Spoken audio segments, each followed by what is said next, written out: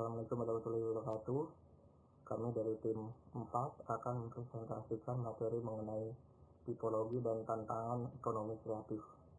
Sebelumnya, perkenalkan nama saya Mahesa Sebastian Bistira, NIM 171910501002.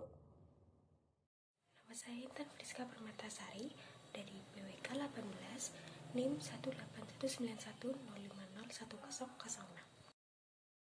Halo, saya Lucy Indria, NIM 181910501012.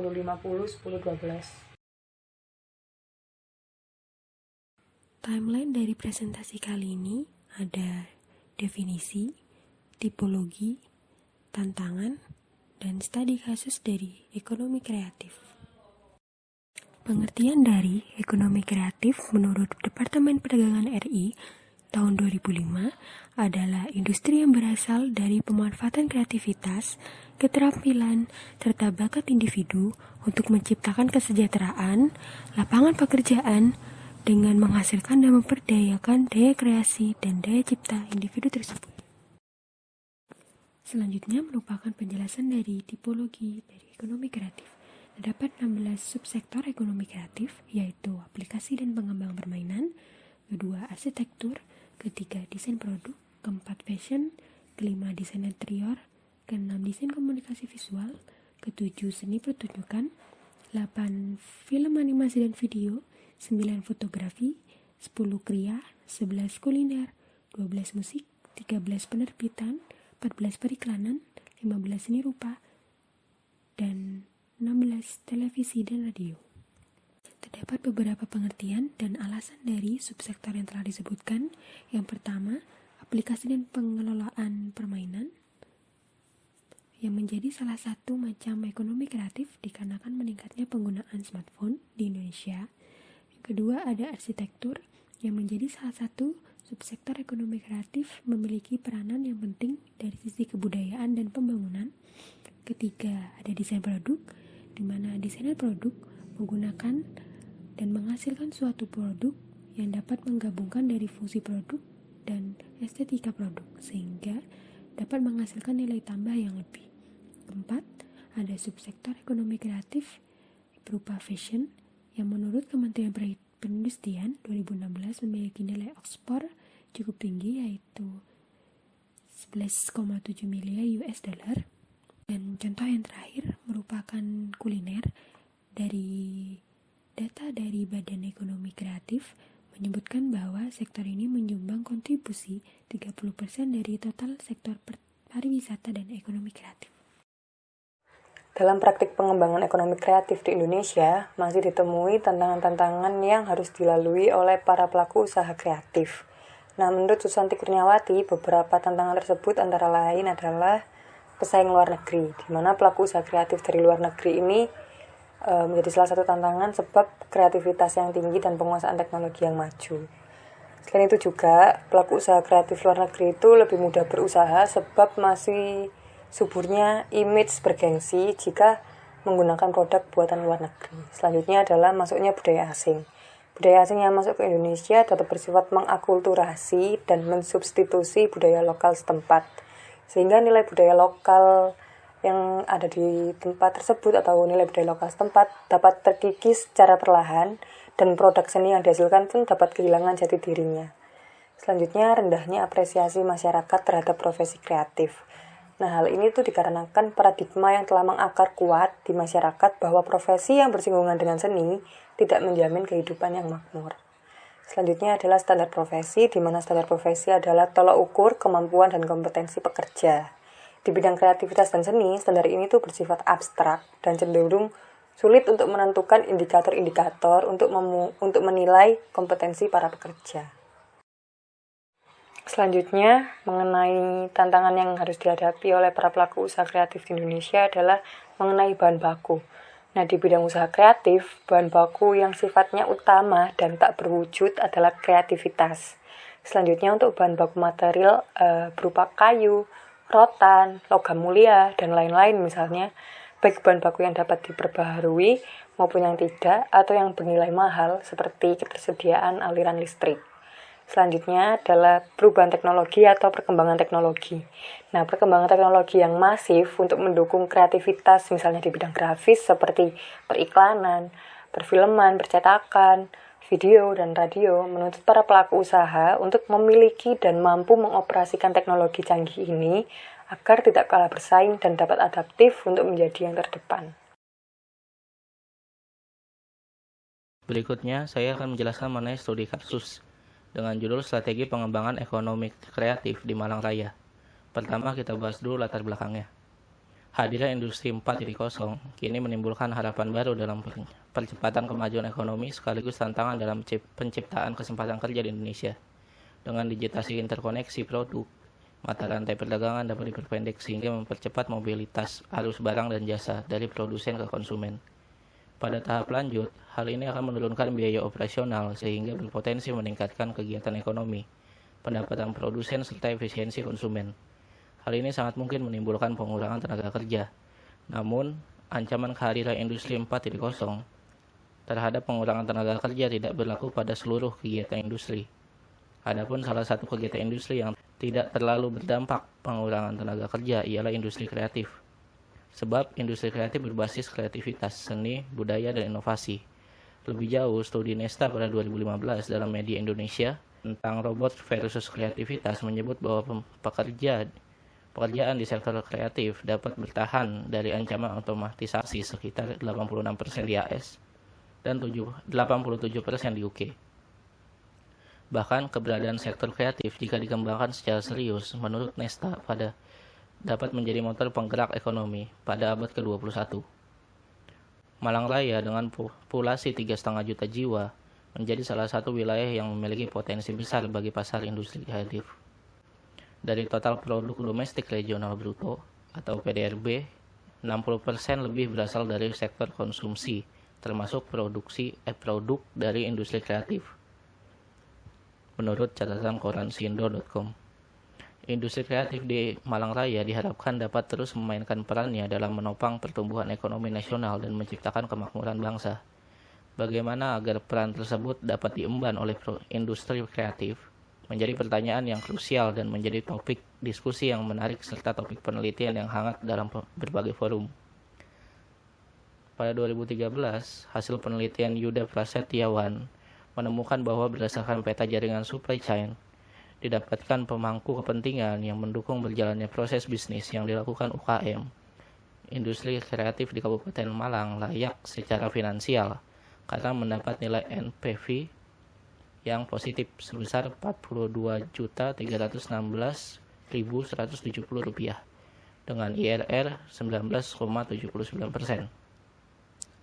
Penelitian Dias dan Ayu pada 2011 menemukan bahwa industri di slow clothing di Kota Malang kurang mendapat perhatian dan dukungan dari pemerintah Kota Malang dan lembaga lain. Sementara Neti pada 2014 menyebut bahwa pengembangan kreatif sektor pariwisata di Kota Batu membawa perubahan yang cukup besar bagi masyarakat. Selain belum terdapat strategi khusus tentang pro-pur tourism, hasil penelitian ini didukung oleh Ruth pada 2014 yang menemukan bahwa klaster kuliner di Kota Malang memiliki potensi besar untuk dikembangkan dengan model pengembangan ekonomi kreatif.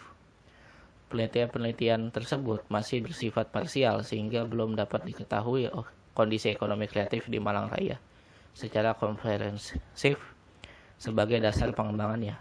Oleh karena itu, sangat penting sekali perlu dilakukan kajian yang mendalam dan komprehensif terhadap pelaku industri kreatif di Malang Raya sebagai upaya peningkatan daya saing dan pertumbuhan ekonomi lokal di kawasan Malang Raya.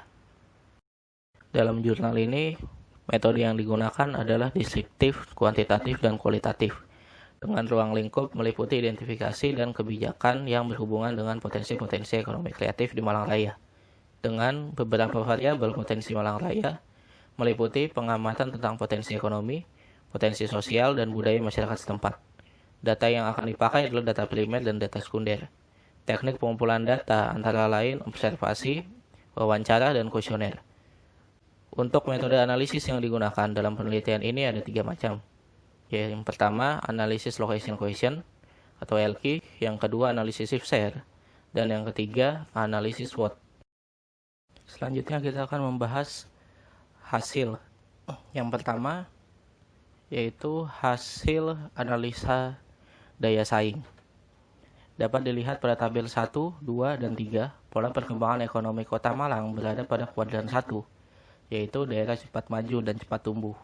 Pertumbuhan ekonomi dan pendapatan tinggi dibanding rata-rata.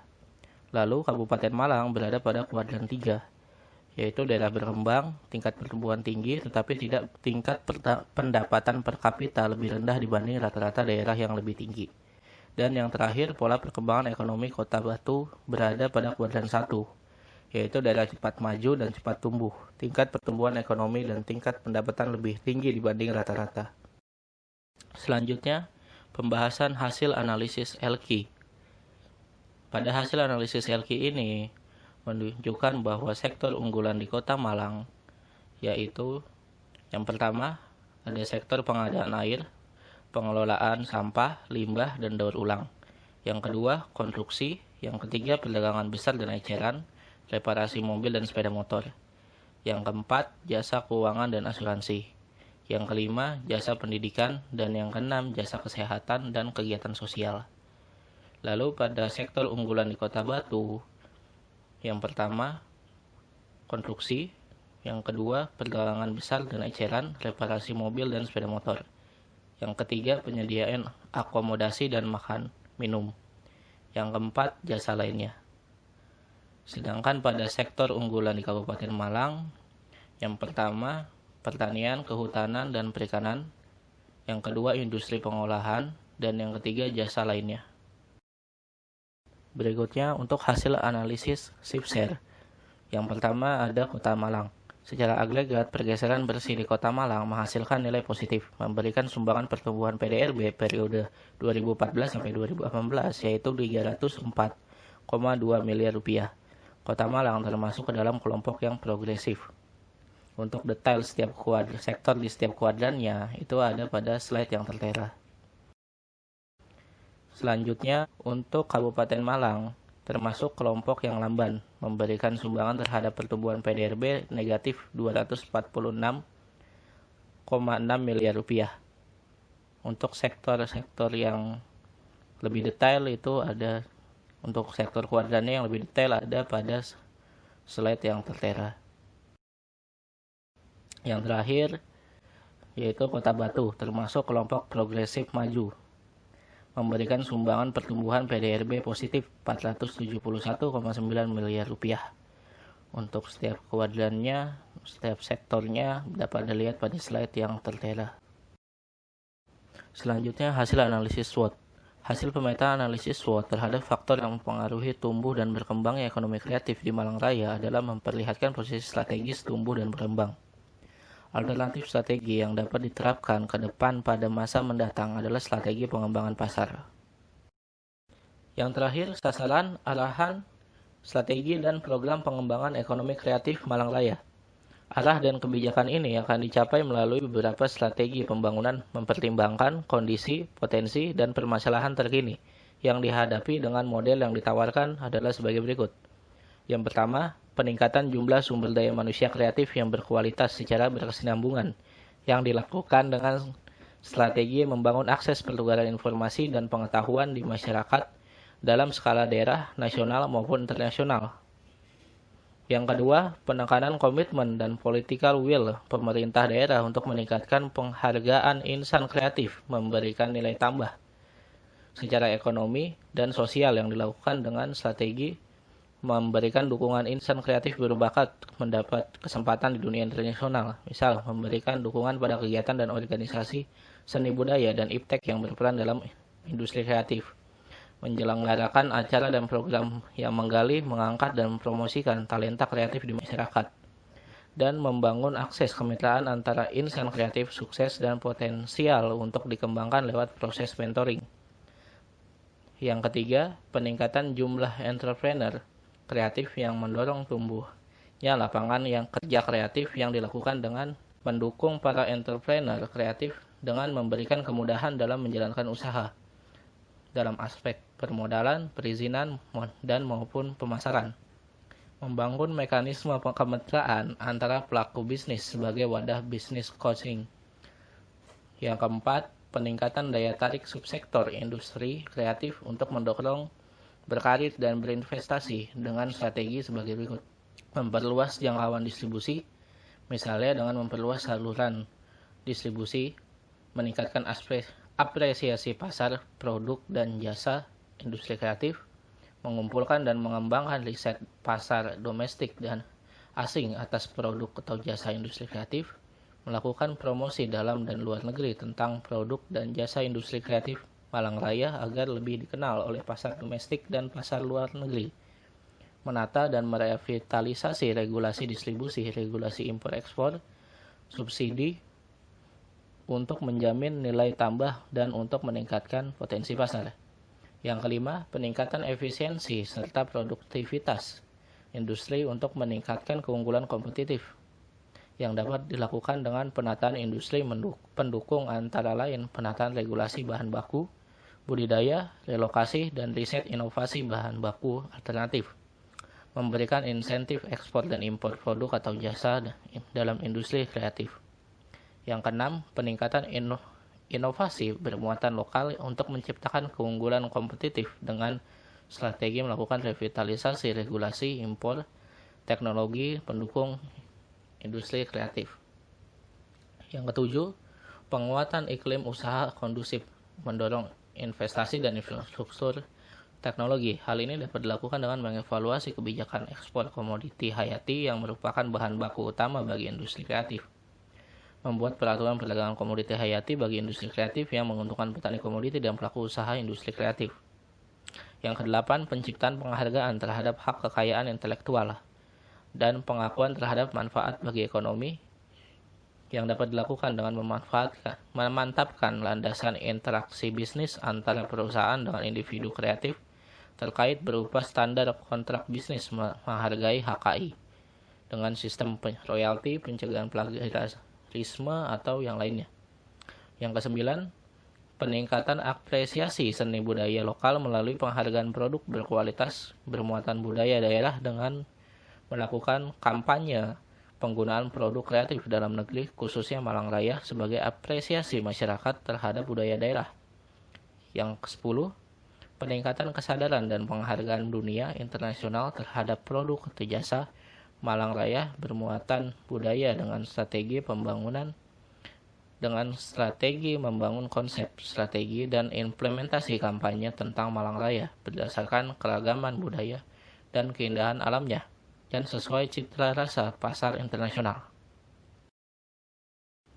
Ya, sekian untuk presentasi kami mengenai topik tipologi dan tantangan ekonomi kreatif. Apabila ada salah-salah kata, mohon maaf dan terima kasih.